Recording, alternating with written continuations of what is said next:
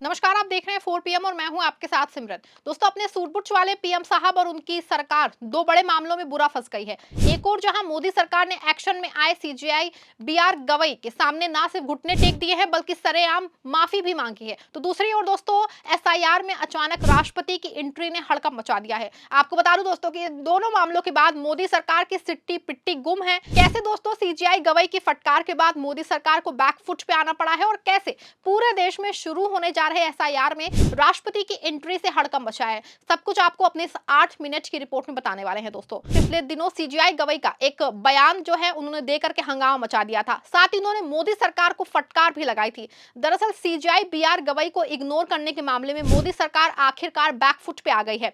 ना सिर्फ मोदी सरकार के सबसे बड़े वकील ने ना सिर्फ सीजीआई गवई ने माफी मांगी है बल्कि गवई की पीठ में सुनवाई के लिए भी हामी भर ली है। आपको बता दें कि सीजीआई बीआर गवई और न्यायमूर्ति के विनोद चंद्र की पीठ ने गुरुवार को ही अतिरिक्त सॉलिसिटर जनरल ऐश्वर्या भाटी से कहा था कि वो अटॉर्नी जनरल आर वेंकटमणि की शुक्रवार को अनुपस्थिति के अनुरोध को स्वीकार करेंगे और वो सोमवार को अपनी दलीलें पेश कर सकते हैं। हालांकि मुख्य न्यायाधीश ने स्पष्ट किया था कि अब सुनवाई स्थगित करने का कोई और अनुरोध स्वीकार नहीं किया जाएगा। उन्होंने कहा कि लेकिन सोमवार को या तो आप अंतर्राष्ट्रीय मध्यस्थता का कार्यक्रम छोड़ दें या भाटी को मामले को संभालने का जिम्मा जो है सौंप दे।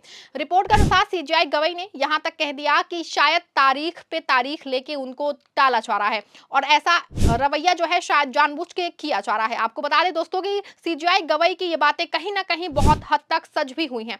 ज्यादातर जो है high profile case CJI Gavai कम सुनते दिखाई दे रहे हैं। आपको बता दें कि पिछले दिनों बिहार एसआईआर का मामला आया, लेकिन इस मामले को भी बीआई गवई की जो है पीठ ने नहीं उसमें आया। एसआईआर का मामला आगामी सीजीआई सूर्यकांत पे दिया गया। आपको बता दें कि इस तरह से और भी कई मामले हैं और शायद कहीं ना कहीं ये बात सच भी है कि मोदी सरकार सीजीआई गवई की पीठ से पिछले कुछ दिनों से बच रही है, खासतौर से जब से सीजीआई ने वक्फ संबंधी फैसला दिया है, जिसको मोदी सरकार और उनकी बैसाखी यानी कि नीतीश कुमार और चंद्रबाबू नायडू सही बता रहे हैं। गवई ने माना था कि कुछ धाराएं ठीक नहीं है और उन पर रोक लगा दी गई थी और शायद तभी से उनको इग्नोर करने का खेल मोदी सरकार खेल रही थी। लेकिन जैसे ही सीजीआई गवई ने फटकार लगाई है, आपको बता दें कि मोदी सरकार बैकफुट पे आ गई है और माफी तक मांगी है। आपको यहां बता दें दोस्तों कि सुप्रीम कोर्ट ने हाल ही में केंद्र सरकार की ट्रिब्यूनल रिफॉर्म्स एक्ट की संवैधानिक वैधता को चुनौती देने वाली याचिकाओं पर सुनवाई के बीच में ही मामले को 5 न्यायाधीशों की बेंच को भेजने की मांग पे नाराजगी जताई थी। इस पे अटॉर्नी जनरल आर वेंकटमणि ने शुक्रवार को सुप्रीम कोर्ट से माफी मांगी। अटॉर्नी जनरल ने सर्वोच्च न्यायालय से कहा कि वो अदालत को हुई असुविधा के लिए खेद व्यक्त करते हैं और सोमवार को व्यक्तिगत रूप से पेश होकर ट्रिब्यूनल रिफॉर्म एक्ट की वैधता पे अपनी दलीलें रखेंगे। उन्होंने ये भी कहा कि सरकार याचिकाकर्ताओं की चिंताओं पर विचार करेगी और यदि संभव हुआ तो सुधार किए जाएंगे।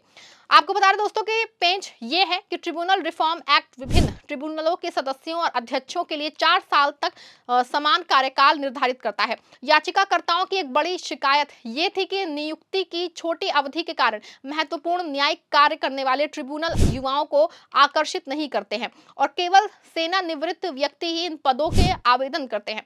वहीं वरिष्ठ वकील अरविंद का कहना है कि कार्यकाल रिन्यूअल का वादा जो है ट्रिब्यूनलों की स्वतंत्रता को नष्ट कर देता है और एक मजबूत स्वतंत्र ट्रिब्यूनल प्रणाली की आवश्यकता पर जोर दिया।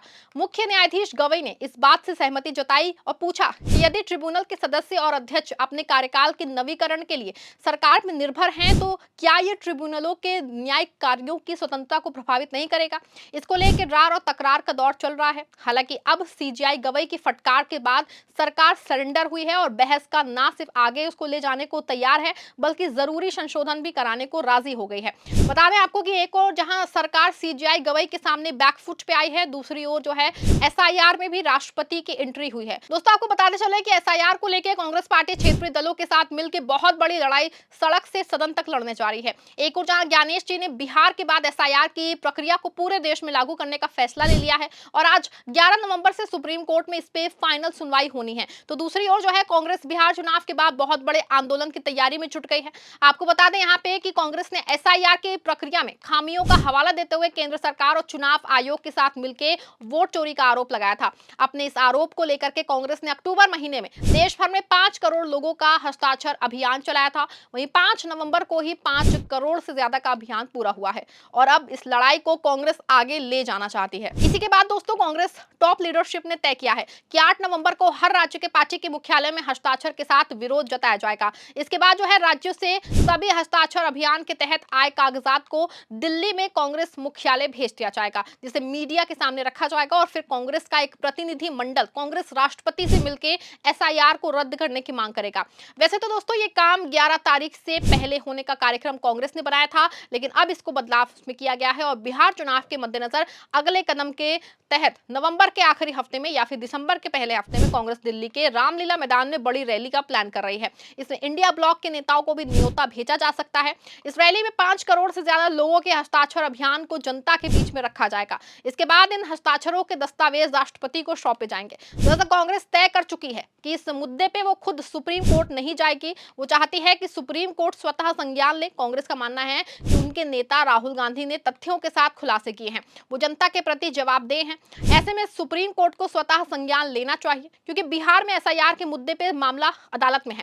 कांग्रेस का कहना है कि दोस्तों फैसला आया नहीं, लेकिन उसी वोटर लिस्ट पे पहले दौर का मतदान हो गया। इतना ही नहीं, चुनाव आयोग ने बिहार का फैसला नहीं आने के बावजूद देश के बाकी राज्यों में एसआईआर कराने का फैसला कर दिया। आपको बता दें कि ऐसे में कहीं ना कहीं बीजेपी बुरी तरह से फंसी है, क्योंकि जैसे ही राहुल गांधी वोट चोरी के किसी खुलासे को लेकर प्रेस कॉन्फ्रेंस करते हैं, चुनाव आयोग ने पहले बीजेपी वो एक्टिव हो जाती है और वो सवाल जवाब करने लगती है। लेकिन एसआईआर मामले में जिस तरह से राष्ट्रपति के सामने मसौदा पेश करने किया जाएगा और जिस तरह के सबूत दिए जाएंगे, इस पे कहीं ना कहीं राष्ट्रपति जी को ना सिर्फ सवाल करना होगा, ऐसे में कहीं ना कहीं चुनाव आयोग और ज्ञानेश कुमार जी पे एक बहुत बार फिर से सवाल खड़ा होने वाला है और इसकी वोट चोरी के जो है एसआईआर पे तगड़ी वाली परीक्षा होने वाली है, आपको बता दें। लेकिन दोस्तों क्योंकि 12 प्रदेशों में एसआईआर शुरू हो चुका है और एसआईआर बिहार पे फाइनल डिसीजन नहीं आया है, ऐसे में कहीं ना कहीं पेंच फिलहाल फंसा हुआ है और इस पेंच में मोदी सरकार दो तरह से उलझी हुई है। एक और जहां उनको सीजीआई गवाही की फटकार के बाद घुटने टेकने को मजबूर होना पड़ा है, दूसरी ओर एसआईआर में राष्ट्रपति की एंट्री कहीं ना कहीं बीजेपी को हिला रही है, क्योंकि एसआईआर के खिलाफ 5 करोड़ लोगों के हस्ताक्षर पूरे सिलसिले की सबसे अहम कड़ी बनने जा रहे हैं।